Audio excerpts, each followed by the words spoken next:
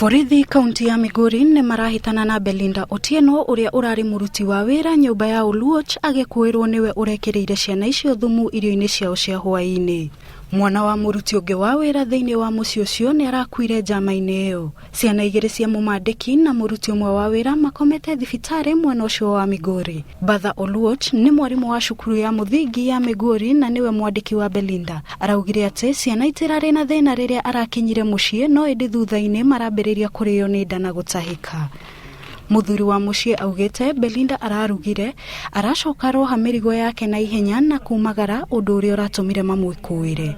Linda Endekwa urio nake arutaga wira kwa Oluoch augite mararire irio icio othe hamwe na mwana wake uria urakuire. Linda ongereire kuga ati Belinda akoretwo agiteta ni undu wa mushara munini akiuga mumandiki ni aramahinyiriria. The emergency medication that they got, all of them are out of danger and they are in a stable condition. So we are hoping that maybe after 1 or 2 days they will be able to be discharged home when they are stable. Kuringana na ndagitari wa thibitari iria mararigitirwo Collins Mwanga, othe matiri hatikaine na riboti ya muthia ya thuthuria wa urigitani ni kurekererio thutha-ini. Ngiribotera Inoro TV, njitagwo Sara Muthoni wa Gishu.